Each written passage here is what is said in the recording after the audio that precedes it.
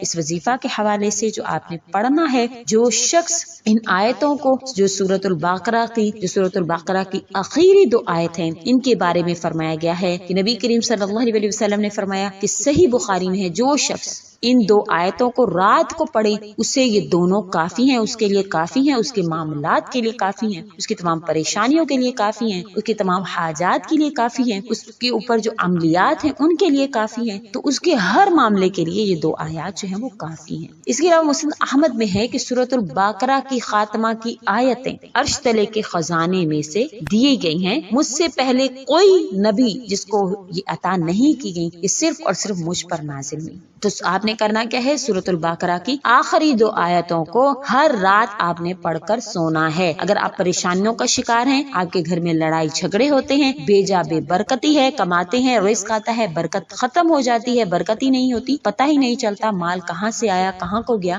تو آپ اس عمل کو ضرور آپ آج ہی سے شروع کریں کہ رات کو سوتے ہوئے سورۃ البقرہ کی آخری 2 آیات کو ضرور پڑھیں۔ اس کے حوالے سے جو ہے وہ صحیح مسلم شریف میں نبی کریم صلی اللہ علیہ وسلم کا ارشاد مبارک ہے کہ نبی کریم صلی اللہ علیہ وسلم نے فرمایا کہ جب مجھے معراج کرائی گئی اور سدرۃ المنتہا تک میں پہنچا جو 7ویں آسمان پر ہے، تو جو چیز آسمان کی طرف چڑھتی ہے وہ یہیں تک بلند ہوتی، یعنی سدرۃ المنتہا تک آتی ہے، پھر یہاں سے لے جائی جاتی ہے آگے زمین کی طرف یا آسمان کی طرف یا عرش معلیٰ کی طرف، اسے تو اس کو جو ہے وہ پھر یہاں سے جو ہے وہ آگے لے جائی جاتی ہے۔ اسے سونے کی ٹڈیاں ڈھکے ہوئے تھی، وہاں نبی کریم صلی اللہ علیہ وسلم فرماتے ہیں کہ ان چیزوں میں سے مجھے 3 چیزیں عطا کی گئیں۔ نمبر 1 5 وقت کی نمازیں، نمبر 2 سورہ بقرہ کی آخری 2 آیاتیں، اور نمبر 3 توحید والوں کے تمام گناہوں کی بخشش، کہ جو بھی کلمہ توحید پڑھتا ہے لا الہ الا اللہ محمد رسول اللہ، تو اس کے تمام گناہوں کو اللہ تعالیٰ بخش دیتے ہیں۔ اس کے حوالے سے ایک اور حدیث جو مسند احمد کی ہے، حضرت عقبہ بن عامر رضی اللہ تعالیٰ عنہ سے نبی کریم صلی اللہ علیہ وسلم نے فرمایا کہ سورہ بقرہ کی ان دونوں آیتوں کو پڑھتے رہا کرو، میں انہیں عرش کے نیچے کے خزانوں سے لایا ہوں۔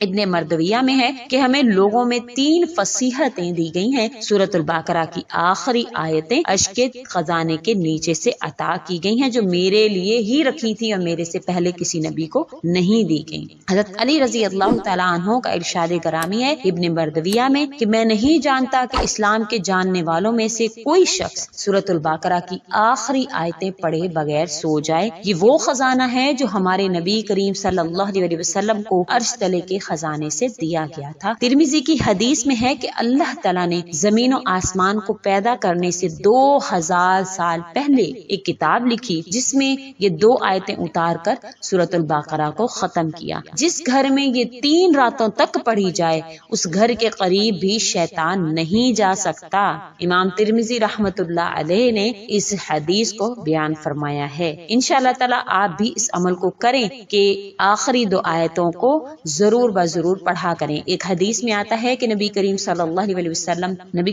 علیہ وسلم کے پاس صحابہ کرام بیٹھے ہوئے تھے اور نبی کریم صلی اللہ علیہ وسلم کے پاس جبرائیل امین علیہ الصلوۃ والسلام بھی بیٹھے ہوئے تھے کہ اچانک ایک دہشت ناک بہت بڑے دھماکہ کی آواز آسمان سے آئی۔ جبرائیل امین نے اوپر کو آنکھیں اٹھائیں اور فرمایا کہ آسمان کا یہ وہ دروازہ کھلا ہے جو آج تک کبھی نہیں کھلا، اس سے ایک فرشتہ اترا ہے، اس نے حضرت صلی اللہ علیہ وسلم سے کہا آپ خوش ہو جائیں، آپ کو 2 نور دیے گئے ہیں جو آپ سے پہلے کسی نبی کو نہیں دیے گئے، ایک تو سورۃ الفاتحہ اور دوسرا سورۃ البقرہ کی آخری 2 آیات، کہ ان میں ایک حرف پر آپ صلی اللہ علیہ وسلم کو نور دیا گیا ہے۔ یہ مسلم شریف کی حدیث ہے جو میں نے آپ سے ذکر کی ہے۔ نہایت ہی مجرب عمل ہے، آپ اس عمل کو ضرور کریں، ہر رات میں سورۃ البقرہ کی آخری 2 آیتوں کو ضرور پڑھ کر سوئیں۔ انشاءاللہ آپ کے گھر میں آپ کے معاملات میں سدھار آنا شروع ہو جائے گا، آپ کے گھر میں انشاءاللہ تعالیٰ آپ کے گھر میں برکت نازل ہوگی، اللہ تعالیٰ آپ کے رزق میں برکت دیں گے، مال میں برکت دیں گے، آپ کی اولاد میں برکت دیں گے، آپ کے گھریلو ناچاکیاں ختم ہو جائیں گی، گھر کے معاملات آپ کو درست ہوتے ہوئے نظر آئیں گے۔ اگر آپ کے گھر میں